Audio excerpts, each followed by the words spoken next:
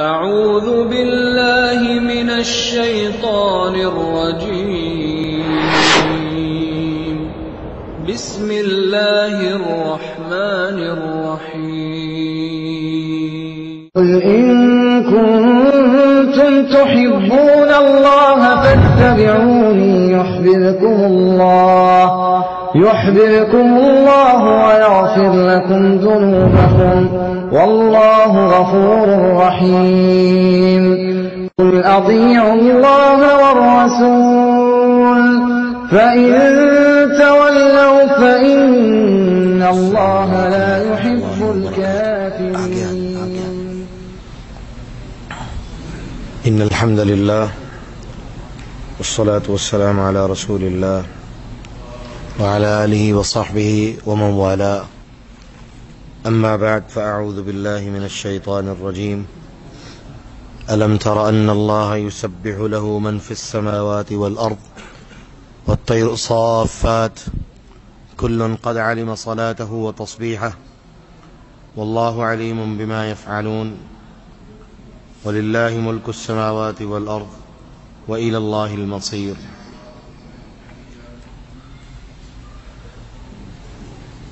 انسان اللہ سبحانہ و تعالی کی بہترین مخلوقات میں سے ایک مخلوق ہے جسے اللہ سبحانہ و تعالی نے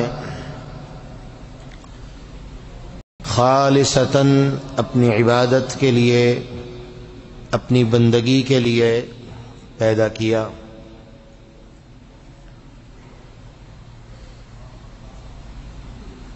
زمین اور آسمان انسان کے لیے بنائے اور انسان کو اس میں بسایا تو صرف اقامت کلمت لا الہ الا اللہ، لا الہ الا اللہ اس کو سمجھنے کے لیے اور اس پہ عمل کرنے کے لیے. لیکن انسان جب اس دنیا میں آیا تو سب سے پہلا جو کام اس نے کیا وہ کیا کہ وہ اپنے رب سے غافل ہوا. قرآن مجید میں اللہ سبحانہ و تعالی سورۃ اعراف میں بیان فرماتے ہیں کہ جب کسی کے ہاں اولاد نہیں نہ ہوتی تو اللہ سے بڑی دعائیں کرتے ہیں، بڑی التجائیں کرتے ہیں. قرآن کہتا ہے کہ فلما آتاہما صالحا جعلا له شرکاء فیما آتاہما. جیسے ہی اللہ انہیں نیک اولاد نوازتا ہے، اولاد سے اولاد عطا کرتا ہے، تو پہلا کام وہ کیا کرتے ہیں؟ جعلا له شرکاء فیما آتاہما. وہ اللہ سبحانہ و تعالی نے جو انہیں نعمت دی ہوتی ہے اس کے اندر وہ اللہ کے ساتھ شریک ٹھہرانا شروع کر دیتے ہیں کہ بابا جی کی دعا سے ہوا ہے، بابا جی کے مدار پہ گئے تھے، یہ کام کیا تھا تب ہوا. وہ تمام کی تمام زندگی انسان یکسر اسے بھول جاتا ہے. وہ تمام افعال، کام جو وہ کرتا رہا ہے وہ بھی بھول جاتا ہے کہ میں اللہ سے کتنا رو رو کے، التجائیں کر کر کے، گڑ گڑا کے اللہ سے دعائیں کیا کرتا تھا. تو اللہ سبحانہ و تعالی قرآن مجید میں ایسے انسانوں کو جانوروں سے بھی زیادہ بدتر قرار دیتے ہیں. فرمایا اولئک کالانعام بل ہم اضل، کہ یہ لوگ جانور بلکہ جانوروں سے بھی زیادہ گئے گزرے ہیں. جانور کا ذکر کرنے کے بعد انسان نے جانوروں سے بھی گئے گزرے کی طرف ان کو بھیج دیا. کیوں؟ جو آیا مبارکہ میں نے آپ کے سامنے تلاوت کی، یہ ہمارے کیوں کا جواب ہے. جانور کبھی بھی اپنے خالق اور مالک کو پہچاننے سے انکار نہیں کرتا. جانور کبھی بھی اپنے خالق اور مالک کی نعمتوں کا انکار نہیں کرتا. جانور کے اندر بھی ایک غیرت ہے جو غیرت اس بات کو گوارا نہیں کرتی کہ وہ رب العالمین کے ساتھ کسی کو شریک ٹھہرائے.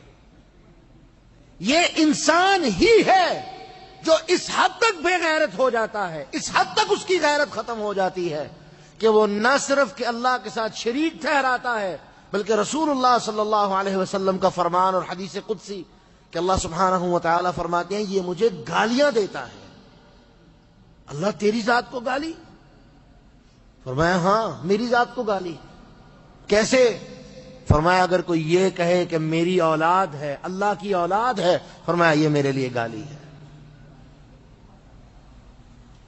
لیکن جانور وہ اپنے خالق اور مالک کی توحید کے اندر، خالق اور مالک کی وحدانیت کے اندر، خالق اور مالک کی عبادت کے اندر وہ قطعاً کبھی بھی کسی غیر کو تسلیم نہیں کرتا۔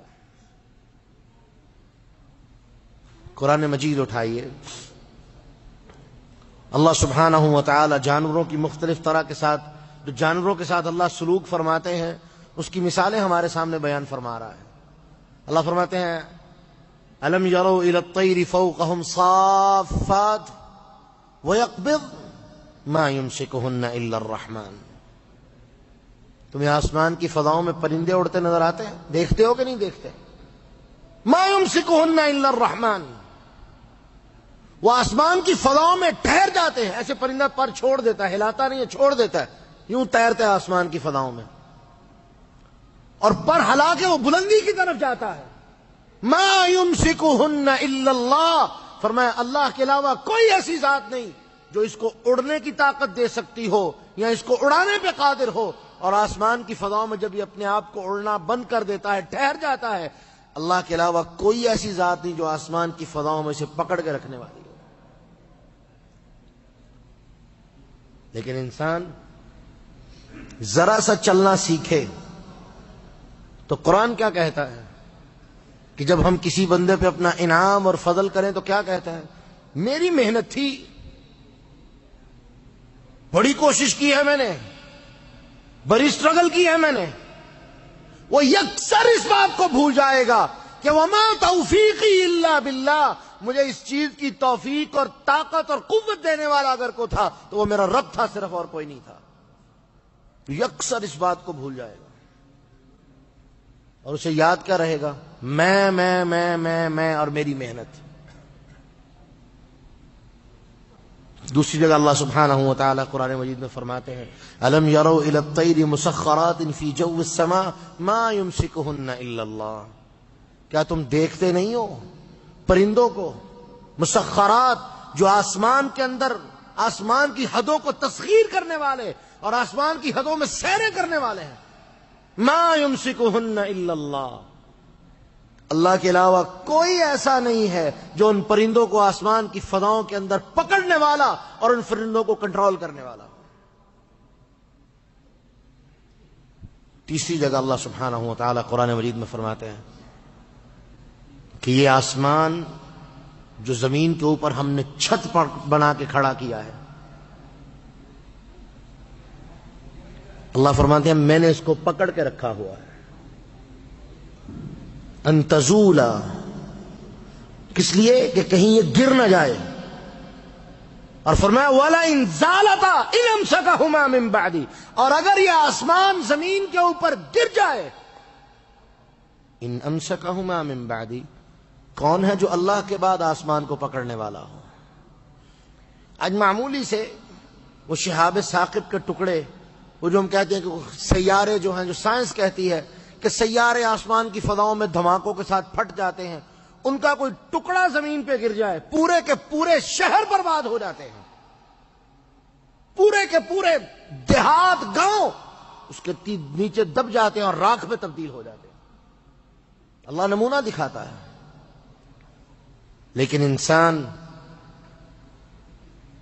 یہ واحد ایک ایسی ذات ہے جس کے بارے میں قرآن کہتا ہے انہو کان ظلوما جہولا، یہ بڑا ہی ظالم اور بڑا ہی جاہل ہے کہ اپنے رب کے حق کے اندر یہ شریک ٹھہراتا ہے، اور جاہل اس بات پہ کہ دین کی شکل، اسلام کی شکل میں، کتاب و سنت کی شکل میں ایک بہترین رہنمائی سے میسر ہے، جس سے یہ رہنمائی لینے کی بجائے غیروں کے در پہ جا کے ذلیل ہوتا ہے۔ جو آیہ مبارکہ میں نے آپ کے سامنے تلاوت کی، اللہ سبحانہ و تعالی فرماتے ہیں ألم يروا إلى الطير مسخرات في جو السماء ألم تر أن الله يسبح له من في السماوات والأرض والطير صافات ألم تر أن الله، کیا تم دیکھتے نہیں ہو ان اللہ یسبح له من فی السماوات والارض، کہ اللہ کے لیے آسمان اور زمین میں جتنی مخلوقیں ہیں یسبح، وہ اس کی تسبیح بیان کرتی ہیں اور حمد و ثنا بیان کرتی ہیں۔ تسبیح کا مطلب ہم نارملی کیا کرتے ہیں؟ پچھلے جمعہ میں آپ کو یاد ہوگا، پچھلے سے پچھلے جمعہ میں شیخ ماجد نے بھی یہی جمعہ پڑھایا تھا اور وہاں پر ہم نے وضاحت کی تھی، اردو میں درس کے اندر وضاحت کی تھی۔ تسبیح کا مطلب سبحان اللہ کہنا، نارملی جو ہم مطلب لیتے ہیں۔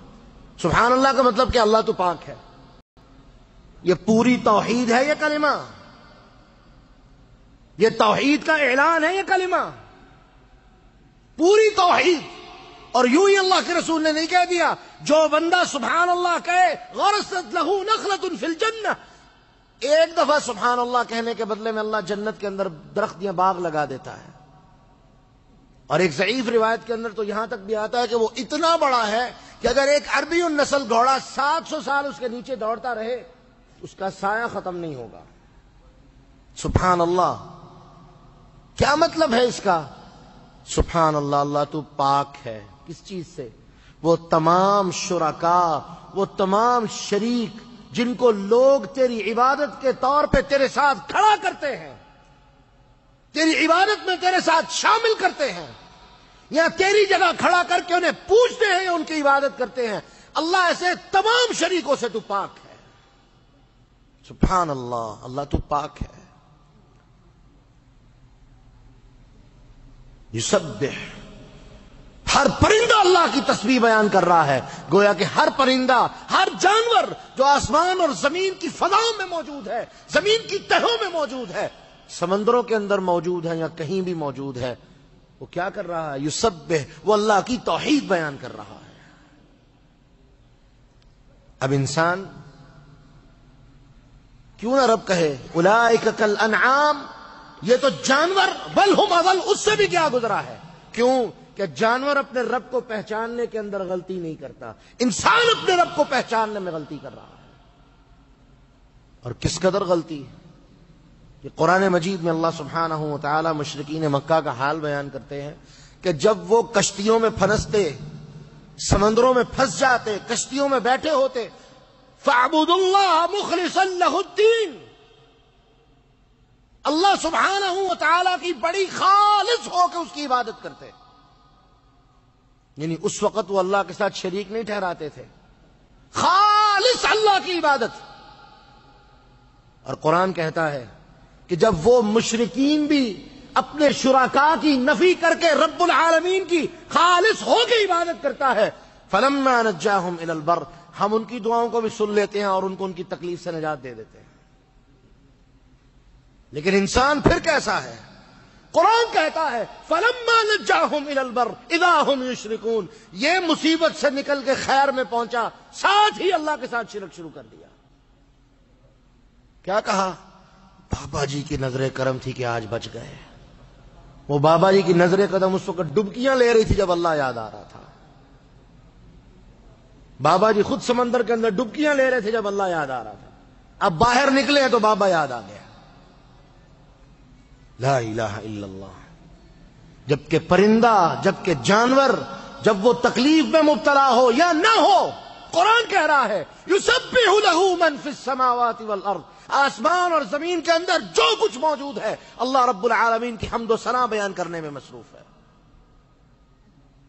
اور پھر یہی نہیں، فرمایا کل قد علم صلاته وتصبیحہ، ہر کوئی، ہر جانور نماز بھی پڑھتا ہے، کل، ہر کوئی یعنی ہر جانور، پرندہ، چرندہ، وائرس، جو کچھ بھی اس زمین کے اندر موجود ہے، آسمان کی فضاؤں میں موجود ہے، کل، سب کے سب، قد علم صلاته وتصبیحہ، وہ اپنی اپنی نماز سے اور اپنی اپنی حمد و ثنا کے تمام طریقوں سے واقف اور باخبر۔ یعنی جانور وہ کس طرح اللہ کی حمد و ثنا بیان کرتے ہیں. ہر جانور کا اپنا طریقہ ہے اور وہ اپنے طریقے سے رب العالمین کی عبادت میں مصروف ہے. دوسری جگہ اللہ قرآن مجید میں فرماتے ہیں سورہ بنی اسرائیل کے اندر، اللہ اکبر، فرمائے سب کے سب اللہ کی حمد و ثنا اور تسبیح بیان کرتے ہیں. وَلَٰكِن لَّا تَفْقَهُونَ تَسْبِيحَهُمْ، لیکن تم ان کی تسبیح سمجھنے سے قاصر ہو. تم ان کی تسبیح نہیں سمجھ سکتے، تم ان کی حمد و ثنا نہیں سمجھ سکتے. یہ زمین کے اوپر پڑا ہوا ایک بے جان پتھر، قرآن کہتا ہے جب بھی اس پتھر کے اوپر اللہ سبحانہ و تعالیٰ کا ذکر تلاوت کیا جائے، اللہ سبحانہ و تعالیٰ کی یاد اس پتھر کے دل میں آئے، یہ بھی اللہ کے ڈر اور خوف سے پھٹ جاتا ہے. اس موقع پہ بھی اللہ سبحانہ و تعالیٰ نے انسان کو پتھر سے برا کہہ دیا. فرمایا ثم قست قلوبكم من بعد ذلك فهي كالحجارة او اشد قسوة. فرمایا تمہارے دل پتھر کے ہو گئے. فرمایا پتھر تو کیا، پتھر سے بھی زیادہ سخت. کیوں؟ فإن من الحجارة لما يتفجر منه الأنهار، کئی پتھر ایسے ہیں کہ وہ پھٹتے ہیں اور اللہ کے ڈر اور خوف سے ان سے نہریں جاری ہو جاتی ہیں. وَإِنَّ مِنْهَا لَمَا يَشَّقَّقُ فَيَخْرُجُ مِنْهُ الْمَاءُ، اور کئی ایسے ہیں جو پھٹتے ہیں تو اللہ کے ڈر سے ان کے اندر سے پانی جاری ہو جاتا ہے. نہریں تو نہیں لیکن پانی جاری ہو جاتے ہیں. وَإِنَّ مِنْهَا لَمَا يَهْبِطُ مِنْ خَشْيَةِ اللَّهِ، اور سب سے ڈیڈ پتھر کون سا ہے کہ وہ جو اللہ کے ڈر اور خوف سے پھٹتا تو نہیں لیکن وہ اللہ کے ڈر اور خوف سے وہ بھی زمین کے اوپر گر جاتا. اے انسان، تو ایک واحد ایسا ہے کہ تیرا رب تجھے پتھر سے سخت کہہ رہا ہے کہ پتھر بھی ڈھیٹ سے ڈھیٹ ہو وہ بھی اللہ کے سامنے گر جاتا ہے. تو ہی ایک ایسا ہے جسے اللہ کے سامنے سجدہ کرنے کی فرصت اور توفیق نہیں ہے. اور قرآن کہتا ہے سورہ قلم میں اللہ بیان فرماتے ہیں یوم یدعون الی السجود فلا یستطیعون، قیامت کے دن حکم ہوگا سجدہ کرو. اللہ پوچھے گا میری بندگی کرتے تھے؟ جھوٹ بولیں گے اللہ کرتے تھے. اللہ کہیں گے ٹھیک ہے ثبوت دو، سجدہ کرو. یوم یدعون الی السجود فلا یستطیعون، کہا جائے گا سجدہ کرو، طاقت ہی نہیں رہے گی. کیسے ہوگا؟ یہ کمریں اکڑ جائیں گی، یہ جسم کے مڑنے کی طاقت اللہ سبحانہ و تعالی سلب کر لیں گے.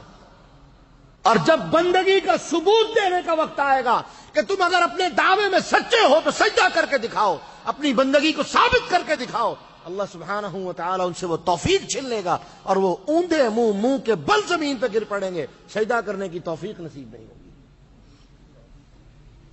یہ سجدہ اسی کو توفیق ملے گی جو اس دنیا میں سجدہ کرتے ہوئے یہ اعلان کرتا ہے سبحان ربی الاعلی، میرا رب تو پاک ہے ہر قسم کے شریکوں سے اور تو بڑا ہی عالی شان اور عظمت والا ہے. یہ شریک، ان کی کیا اوقات ہے کہ ان کو تیرے ساتھ شریک بنا کے کھڑا کیا جائے؟ ان کی کیا اوقات ہے کہ یہ تیرے شریک بننے کے لائق ہو؟ اور انسان پھر ان چیزوں کو نہیں سمجھتا. اور قرآن میں تو اللہ نے یہاں تک کہہ دیا کہ اگر اللہ کی اولاد ہوتی قل ان کان للرحمن ولد فانا اول العابدین، اگر اللہ کی کوئی اولاد ہوتی تو سب سے پہلے میں محمد، اللہ اپنے رسول سے اعلان کروا رہے ہیں آپ اعلان کر دیجئے کہ سب سے پہلے میں محمد اس کی عبادت کرنے والا ہوتا، کیونکہ اللہ کی اولاد ہے. سبحان اللہ، اللہ پاک ہے، ایسی تمام چیزوں سے پاک ہے. ایک انسان ہی ایسا ہے جو رب العالمین کی حمد و ثنا سے غافل ہے اور حمد و ثنا کی حقیقت سے غافل ہے. تو فرمایا کل قد علم صلاته وتسبیحہ، یہ تمام کے تمام جو جانور تمہیں نظر آ رہے ہیں جن کی طرف تم کسی حقیر ترین انسان کی نسبت کرتے ہوئے یہ کہتے ہو یار تم تو جانور ہو، وہ جانور بھی اللہ کے ہاں تم سے زیادہ عزت والا ہے. کیوں؟ کہ وہ جانور اللہ سبحانہ و تعالی کی توحید کے اندر شرک نہیں کرتا. وہ جانور اللہ سبحانہ و تعالی کی توحید سے اور اللہ سبحانہ و تعالی کی معرفت سے کبھی غافل نہیں ہوا. ہدہد کا واقعہ سورہ نمل میں سب نے سنا ہوا ہے، وہ واضح. سلیمان علیہ السلام بڑے غصے میں کہا ذبح ہی کر دینا، میں نے چھوڑنا ہی نہیں اس کو. وہ آیا، کہاں تھے بھائی؟ اس نے کہا جی میں ملک سبا سے ایک خبر لے کے آیا ہوں جو یقین والی خبر ہے، پکی خبر۔ کیا خبر ہے؟ کہ انی وجدت امرأة تملکہم وأوتیت من کل شیء ولہا عرش عظیم۔ ایک چیز جو خلاف فطرت اس نے دیکھی، وہ کیا کہ عورت ان کی حکمران بنی ہوئی ہے، یعنی جانور بھی عورتوں کی حکمرانی تسلیم نہیں کرتے، فیمیل کی حکمرانی جانور بھی تسلیم نہیں کرتا۔ دوسرا وجدتها وقومها يسجدون للشمس من دون اللہ، وہ ہدہد بول رہا ہے، اللہ کی توحید کا اعلان کر رہا ہے اور حیرانگی کا اظہار کر رہا ہے کہ میں اتنی بڑی خبر لے کے آیا ہوں کہ وجدتها وقومها يسجدون للشمس من دون اللہ، کہ میں نے دیکھا ہے کہ وہ عورت اور اس کی قوم وہ اللہ کو چھوڑ کے سورج کی عبادت میں مصروف ہے۔ اور آگے کیا کہا؟ فَزَيَّنَ لَهُمُ الشَّيْطَانُ أَعْمَالَهُمْ، شیطان نے ان کے عمل کو بڑا خوبصورت اور مزین کر دیا ہے کہ جو تم کر رہے ہو بس یہ سورج کی مہربانی ہے جو تمہیں عطا کر رہا ہے۔ اور میرے رب نے ہمیں کیا کہا؟ رسول اللہ صلی اللہ علیہ وسلم نے ہمیں حدیث میں کیا سمجھایا؟ پہلے اللہ قرآن میں فرماتے ہیں لا تسجدوا للشمس ولا للقمر واسجدوا للہ الذی خلقہن، سورج اور چاند کے سامنے اپنی جبین نیاز کو نہ جھکاؤ، سورج اور چاند کے سامنے ذلیل مت ہو، بلکہ اس ذات کے سامنے اپنے آپ کو ذلیل کر دو، الذی خلقہن، جس ذات نے انہیں پیدا کیا ہے۔ یہ سورج اور چاند بڑے یا پیدا کرنے والا بڑا؟ اور اللہ کے رسول صلی اللہ علیہ وسلم نے سورج کی اطاعت بھی ہمیں دکھا دی۔ رسول اللہ صلی اللہ علیہ وسلم فرماتے ہیں سورج غروب ہونے کے بعد سیدھا اللہ کے عرش کے نیچے جا کے سجدہ کرتا ہے، سیدھا، بغیر بریک کے، بغیر کسی تاخیر کے، سیدھا اللہ سبحانہ و تعالی کے نیچے جا کے سجدے میں پڑ جاتا ہے۔ میرا رب اجازت دے دیتا ہے جاؤ اپنی ڈیوٹی پہ چلے جاؤ، پر میں قیامت سے پہلے وہ دن بھی آئے گا جب میرا رب یہ حکم دے گا کہ آج ٹھہر جا، اور کائنات پہ اندھیرے چھائے جائیں گے۔ اور پھر فرمایا کائنات والوں چیلنج ہے، قل ارائیتم ان جعل اللہ علیکم اللیل سرمدا الى یوم القیامہ من الہ غیر اللہ یأتیکم بضیاء، اگر تمہارا کیا خیال ہے اگر تمہارا رب قیامت تک کے لیے ہمیشہ ہمیشہ تمہیں اندھیروں کے اندر چھوڑ دے، من الہ غیر اللہ، کون سا الہ اللہ کے علاوہ اتنا طاقتور ہے، یأتیکم بضیاء، جو تمہیں روشنیاں لا کے دے سکے؟ کوئی نہیں ہے، ہی کوئی نہیں۔ اور پھر فرمایا ایک دن رب العالمین اسی سورج کو حکم دیں گے کہ آج تو نے مشرق سے طلوع نہیں ہونا، آج تو مغرب سے طلوع ہو۔ اور فرمایا جس دن رب العالمین اس کو مغرب سے، اس کے غروب ہونے کی جگہ سے طلوع ہونے کا حکم دے دے گا، اس کے بعد پھر توبہ کا دروازہ بند کر دیا جائے گا۔ ابھی وقت ہے، جانوروں کو دے کے توحید سمجھ لو، جانوروں کو دے کے توحید سمجھ لو۔ قرآن مجید میں اللہ سبحانہ و تعالی بیان فرماتے ہیں، مکھی کی مثال دے کے بات سمجھائی، بڑی خوبصورت بات کی، فرمایا تم سب کے سب جتنے ہو اللہ کے علاوہ جن کی پوجا کرتے ہو سب کو اکٹھا کر لو اور انہیں کہہ دو ایک مکھی بنا کے دکھا دیں۔ پھر فرمایا مکھی تو بنانا دور کی بات، تم سب مل کے مکھی کا ایک پر نہیں بنا سکتے۔ فرمایا اس سے بھی بڑی آگے کی بات، مکھی اگر تمہارے دسترخوان سے ایک کھانے کا ذرہ لے کے چلی جائے تم اس سے وہ مل کے سارے واپس لینے کی طاقت نہیں رکھتے۔ ضعف الطالب والمطلوب، کتنے تم کمزور ہو اور تمہاری کتنی کمزور امیدیں ہیں جن کے سامنے تم اپنی امیدیں رکھ کے بیٹھے ہو۔ تو یہ جانور، یہ چرند پرند، یہ بھی اللہ کی عبادت کے اندر مصروف ہیں، اور انسان ان کی عبادت کے سمجھنے سے قاصر ہے، اور ان کی عبادت اصل میں ہے ہی یہ کہ اللہ ہم تیری حمد و ثنا بیان کرتے ہیں، اور وہ کیا ہے؟ تیری توحید کا اعلان کرتے ہیں۔ کل قد علم صلاته وتصبیحہ واللہ علیم بما یفعلون، اور اللہ خوب اچھی طرح جانتا ہے جو وہ کرتے ہیں۔ اللہ کے علم میں ہے، اللہ سبحانہ و تعالی کے علم میں مکمل ہے، کوئی چیز اللہ سے چھپی ہوئی نہیں، کوئی چیز اللہ رب العالمین کی نظروں سے اوجھل نہیں، اللہ رب العالمین کے علم سے باہر نہیں ہے۔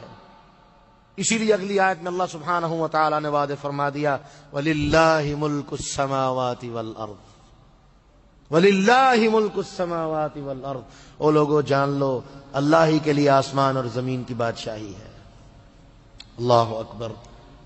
رسول اللہ صلی اللہ علیہ وسلم بیان فرماتے ہیں، اور قرآن نے اس کا ایک حصہ بیان کیا، دوسرا حصہ اللہ کے رسول نے بیان فرما دیا۔ فرمایا قیامت کا دن ہوگا، پوری کی پوری زمینیں رب العالمین کے ہاتھ میں ہوں گی، اور آسمان والسماوات مطویات بیمینہ، ہاتھ پہ لپٹے ہوئے ہوں گے، اور اللہ یوں دکھائیں گے اور سوال ہوگا این الجبارون این المتکبرون لمن الملک اليوم۔ اور زمین کے جابر حکمرانوں، اپنے آپ کو زمین کا خدا سمجھنے والوں، اپنے آپ کو زمین کا مالک سمجھنے والوں، بتاؤ لمن الملک اليوم، کس کی بادشاہی ہے آج؟ للہ الواحد القہار، ایک اللہ کی بادشاہی ہے جو بڑا ہی زبردست اور اپنے قہر والا ہے۔ میرے بھائیوں، یہ دنیا کی زندگی اور اس کے تمام کے تمام عہدے اور معاملات خالی، ختم ہو جانے والے، فانی، جن کی کوئی حیثیت نہیں ہے۔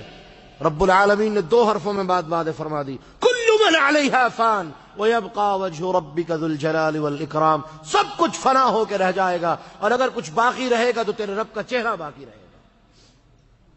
کیوں نہیں اس بات کو سمجھتے ہیں؟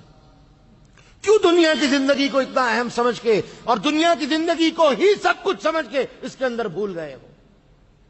کیوں غافل ہو گئے کہ رب العالمین کی عبادت سے غافل ہو گئے؟ اس قدر کیا غفلت آئی کہ تم عقیدے جیسی ذمہ داری سے غافل ہو گئے، اپنے رب کو پہچاننے سے غافل ہو گئے۔ تمہارا رب تمہیں جانوروں کی مثالیں دے کے باتیں سمجھا رہا ہے، کیوں کہ وہ اپنے رب کے ساتھ مخلص ہیں، اپنے رب کے ساتھ وفا کرنے والے ہیں، اپنے خالق و مالک کو پہچاننے والے ہیں۔ اے انسان، تو ہی ایک ایسا ہے جو اپنے رب کے ساتھ وفا کرنے والا نہیں ہے۔ وہ وفا کرنے والا ہے، تو جفا کرنے والا ہے۔ وہ اللہ کی عبادت کرنے والے ہیں، تو اللہ کی عبادت کے اندر شریک ٹھہرانے والا ہے۔ اسی لیے فرما دیا وَلِلَّهِ مُلْكُ السَّمَاوَاتِ وَالْأَرْضِ، خبردار کوئی مت سمجھے کہ اللہ کچھ نہیں جانتا، وہ آسمان اور زمین کا بادشاہ ہے، ہر چیز سے واقف اور باخبر ہے۔ وَإِلَى اللَّهِ تُرْجَعُ الْأُمُورُ، اور تم جو عمل کرتے ہو اور جتنے معاملات تمہارے ہیں یہ اسی کی طرف لوٹائے اور پلٹائے جاتے ہیں، اسی کے حضور پیش کیے جاتے ہیں۔ اس لیے جان لو تمہارے رسول کی سنت ہے کہ جب تم اپنے رب کے حضور کسی چیز کو بھیجو تو وہ چیز بڑی ہی اعلیٰ ہونی چاہیے۔ اور وہ کتنی اعلیٰ؟ رسول اللہ صلی اللہ علیہ وسلم کی سنت طیبہ۔ ایک صحابی نے سوال کیا، اللہ کے رسول، میں جب بھی سوموار کے دن آتا ہوں آپ کا روزہ ہوتا ہے، جمعرات کا ایک دوسری روایت میں ہے کہ سوموار اور جمعرات 2 دن کا۔ آپ نے فرمایا ان دنوں میں انسان کے عمل اللہ کے حضور پیش ہوتے ہیں، اور میں چاہتا ہوں کہ جب میرے عمل اللہ کے سامنے جائیں تو میں روزے کی حالت میں ہوں۔ سبحان اللہ۔ یعنی اللہ کے حضور بھیجنے کے لیے اگر کوئی سب سے بڑی چیز ہے تو وہ بندے کی بندگی ہے، وہ انسان کی اللہ رب العالمین کی اطاعت ہے، اغیار کی نفی ہے۔ اس سے بڑی کوئی چیز نہیں جو انسان اپنے رب کے سامنے پیش کر سکے۔ اور یہی وجہ ہے کہ انسان جب اللہ کے ساتھ شرک نہ کرتا ہو، جب اللہ کے ساتھ شرک نہ کرتا ہو اور اس کی غیرت اس بات کی اجازت نہ دے، رسول اللہ صلی اللہ علیہ وسلم فرماتے ہیں ایسے ہی وہ 2 انسان تھے جو بنی اسرائیل میں تھے کہ ایک شخص ایک مکھی کی وجہ سے جہنم میں چلا گیا اور ایک شخص ایک مکھی کی وجہ سے جنت میں چلا گیا۔ فرمایا وہ کیسے؟ فرمایا قوم سے گزر رہے تھے، صحیح البخاری کی روایت ہے، قوم کا اصول تھا جو گزرتا تھا ان کا ایک بت تھا، اس کے نام پہ چڑھاوا چڑھانا ضروری تھا۔ انہوں نے کہا چڑھاوا چڑھاؤ، انہوں نے کہا نہیں چڑھانا، اللہ کے علاوہ ہم مانتے ہی نہیں، کسی کی نظر تسلیم ہی نہیں کرتے۔ بات آتے آتے یہاں تک آئی کہ ایک مکھی مار کے اللہ کے غیر اس بت کے نام کا چڑھاوا چڑھا دو، تمہیں معافی نہیں تو قتل کر دیا جائے۔ ایک نے مکھی کو حقیر سمجھتے ہوئے مارا، بت کے نام کا چڑھاوا چڑھایا اور وہ چل دیا۔ دوسرے نے کہا کہ مکھی بھی اللہ کی مخلوق ہے اور میں یہ بھی گوارا نہیں کرتا کہ ایک مکھی بھی اللہ کے علاوہ کسی دوسرے نام کے نام چڑھاوا چڑھا۔ میری یہ غیرت اس بات کو بھی گوارا نہیں کرتی کہ رب العالمین کے علاوہ کسی اور کے نام کی مکھی بھی چڑھاوا چڑھا۔ اس قوم نے اسے قتل کر دیا۔ رسول اللہ صلی اللہ علیہ وسلم بیان فرماتے ہیں وہ شخص جو قتل کر دیا گیا وہ ایک مکھی کی وجہ سے، توحید پہ رہنے کی وجہ سے، شرک کی نفی کرنے کی وجہ سے، اغیار کی نفی کرنے کی وجہ سے وہ جنت میں چلا گیا، اور وہ شخص جس نے مکھی کو کچھ نہ سمجھتے ہوئے غیروں کے نام پہ اور بت کے نام پہ چڑھاوا چڑھا دیا، فرمایا وہ شخص زندہ تو بچ گیا لیکن سیدھا جہنم میں گیا۔ وَإِلَى اللَّهِ تُرْجَعُ الْأُمُورُ، ہر معاملہ اللہ کی طرف لوٹایا جاتا ہے۔ اس لیے یاد رکھو، جو چیز اللہ رب العالمین کے ہاں پیش کرنے کے لائق سب سے عالی شان اور بہترین ہے، وہ رب العالمین کی اطاعت ہے، وہ رب العالمین کی توحید کا اعلان ہے، وہ رب العالمین کے شرکاء کی نفی ہے، اور وہ بہترین بات لا الہ الا اللہ، کہ لا معبود حقا الا اللہ، یہ سب سے بہترین بات ہے جو رب العالمین کے حضور پر پیش کرنے کی بہترین بات ہے۔ اس لیے یہ یاد رہے، آخری بات کر کے میں بات کو ختم کروں، اس لیے یہ یاد رہے کہ وہ لوگ جو آج قرآن مجید کی آیات کی غلط قسم کی تعویلات کرتے ہیں، ان بھائی نے سوال کیا مجھے 2-3 دن پہلے کہ انڈیا کے کسی مفتی نے قرآن مجید کی ایک آیت کی بڑی عجیب و غریب تعویل کی۔ وہ کیا کہ زکریا علیہ السلام حضرت مریم کی پرورش کرتے تھے، اور قرآن کہتا ہے کہ مریم چونکہ آل عمران سے تھی، عمران علیہ السلام کی بیٹی تھی، نبی کی بیٹی تھی، تو زکریا علیہ السلام رشتہ دار بھی تھے۔ تو قوم کے بڑے بڑے لوگوں کے درمیان آپس میں قرآن دادی ہوئی، لڑائی ہوئی کہ مریم کی پرورش کون کرے گا، مریم کی پرورش کون کرے گا، یہاں تک کہ وہ قرآن زکریا علیہ السلام کے نام نکل آیا۔ اب وہ مریم علیہ السلام کو ان کی پرورش کی غرض سے ایک حجرے میں رکھتے تھے، جس کو قرآن مجید نے محراب کے لفظ سے موسوم کیا ہے، اور قرآن کہتا ہے کلما دخل علیہا زکریا المحراب، کہ زکریا علیہ السلام جب بھی وہاں جاتے، اس کمرے میں جاتے، وجد عندہا رزقا، اس کے ہاں رزق پاتے، پھل پاتے، اور سوال کرتے یا مریم انا لکی ھذا، مریم یہ کہاں سے آئے ہیں؟ قالت هو من عند اللہ، یہ اللہ کی طرف سے ہے۔ زکریا علیہ السلام بوڑھے تھے اور اولاد نہیں تھی، اور قرآن نے ان کی دعا بیان کی کہ دعا کیا کرتے تھے ربی لا تذرنی فردا وانت خیر الوارثین، اللہ مجھے اکیلا نہ چھوڑی، جسے ہم کہتے ہیں نا اللہ کسی کو بے وارث نہ ماری، یعنی اللہ میرا وارث کوئی نہیں، ربی لا تذرنی فردا،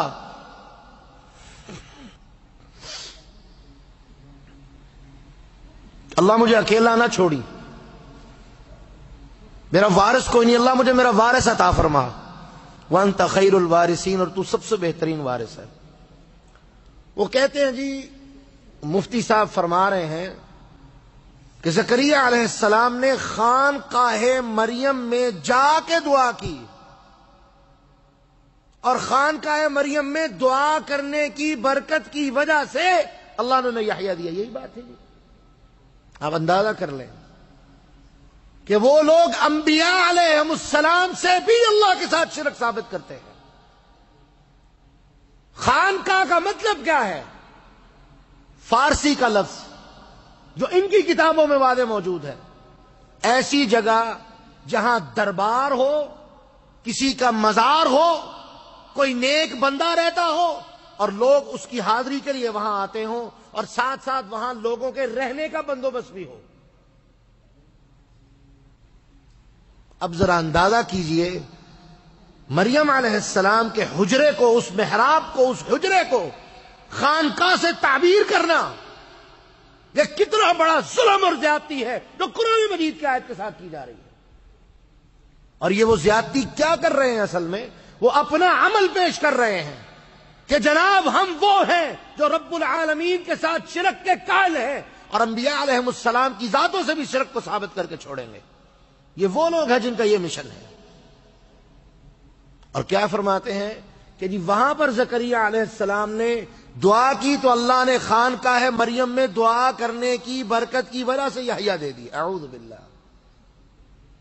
قرآن کیا کہتا ہے کہ جب وہ بے موسم پھل دیکھے، تفسیر کے اندر واضح طور پہ موجود ہے کہ وہ پھل ایسے تھے نہ تو اس علاقے میں پیدا ہوتے تھے اور نہ ہی ان کا کوئی موسم تھا، تو زکریا علیہ السلام کے دل میں جو اولاد کی محبت اللہ نے رکھی ہے وہ پیدا ہوئی اور جاگی، اور اللہ کے حضور کھڑے ہو گئے اور دعا شروع کر دی۔ فنادا وہاں پر زکریا علیہ السلام نے اللہ سے دعا کی. کیا دعا کی؟ ربی لا تذرنی فردا وانت خیر الوارثین، ربی هب لی من لدنک ذریۃ طیبہ انک سمیع الدعاء. اے اللہ مجھے بھی نیک صالح اولاد فرما دے. کئی مفسروں نے تو یہاں تک اس طرح لکھا ہے کہ ان کی دعا کے اندر یہ لفظ بھی تھے کہ اللہ جس طرح تو مریم کو بے موسم پھل دینے پہ قادر ہے، اولاد بھی اسی طرح بے موسمہ میوہ اور پھل ہے، اللہ مجھے بھی وہ بے موسمہ پھل عطا فرما دے. یہ تھی وہ ساری قصہ اور کہانی. اب اس سے یہ ثابت کرنا کہ خانقاہ تھی اور وہاں جا کے دعا کی تھی اور مریم علیہ السلام چونکہ وہاں بیٹھتی تھی، یہ ساری قصہ اور کہانی، اس کا مطلب یہ کہ وہ یہ ثابت کرنا چاہتے ہیں کہ توسل جائز ہے، ایسی جگہوں پہ جا کے دعا کرنا جائز ہے، خانقاہوں پہ جا کے بابوں کے نام سے دعا کرنا جائز ہے. جبکہ اسلام کا نظام قطعی طور پہ اس کے برعکس ہے کہ تم نے جب بھی پکارنا ہے، پچھلے درس میں ہم نے بات کی تھی کہ فنادا فی الظلمات، یونس علیہ السلام نے اندھیروں سے پکارا، ایک اندھیرے سے نہیں، اندھیروں سے پکارا کہ اللہ الہ الا انت سبحانک، اللہ تیرے علاوہ کوئی الہ اور معبود نہیں ہے، کوئی عبادت کے لائق نہیں، اللہ مجھے معاف فرما دے، میں ظلم کرنے والا ہوں. ذرا یہ بتلائیے کہ انبیاء علیہم السلام کی زندگیوں سے ایسی باتیں کرنا یہ کیا ہے اصل میں؟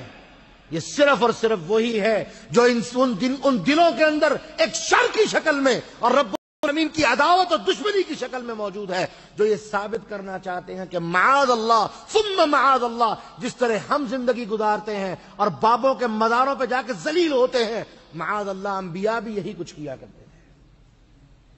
جبکہ انبیاء کی ہمیشہ دعوت یہ رہی ہے، کائنات ساری اللہ انبیاء کے خلاف کھڑی ہو گئی. کس دعوت کی دعوت پہ؟ کہ اللہ رب العالمین کے علاوہ کوئی عبادت کے لائق نہیں اور کسی کو اس کی عبادت کے ساتھ شریک نہیں ٹھہرایا جا سکتا. اسی لیے حکم دے دیا گیا اپنی عبادت کو خالص کر لو، اور اس اخلاص کے اندر یہ سب سے بڑی چیز ہے کہ رب العالمین کی عبادت کے اندر شامل ہونے والے تمام وہ رستے جو رب العالمین کی نافرمانی کے رستے ہیں، ان کو عبادت سے دور کر کے، ان کی نفی کر کے، ان کا انکار کر کے اللہ رب العالمین کے سامنے آؤ. اس لیے مفتی صاحب جو قرآن مجید کی آیتوں کا آپ مذاق اڑا رہے ہیں، یہ زیبا نہیں نہ کسی مسلمان کے کہ وہ مسلمان کہلانے والا ہو اور قرآن مجید کی آیتوں کی اس طرح غلط تفسیر کرے.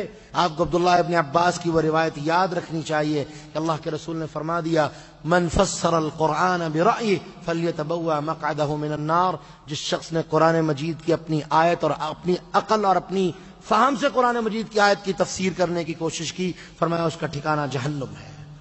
اس لیے جو بات جہاں ہماری ختم ہوئی وَإِلَى اللَّهِ تُرْجَعُ الْأُمُورِ، اللہ کی طرف معاملات لوٹائے جاتے ہیں، اپنے معاملے اللہ کے سامنے خالص پیش کرو. اور سب سے بڑا اخلاص جو اللہ کے سامنے پیش کرنے کے لائق ہے وہ توحید ہے اور اللہ کے تمام شرکاء کی نفی ہے. اللہ سے دعا ہے اللہ سبحانہ و تعالی ہمیں تمام ایسے عقائد سے اور تمام ایسی سوچوں اور فکروں سے اللہ رب العالمین ہمیں محفوظ فرمائے، اور وہ لوگ جو تمام ایسی سوچوں اور خرافات میں مبتلا ہیں اللہ رب العالمین انہیں ہدایت عطا فرمائے اور ان کے دلوں کو ہدایت اور صراط مستقیم کی طرف پھیر دے. وآخر دعوانا ان الحمد للہ رب العالمین.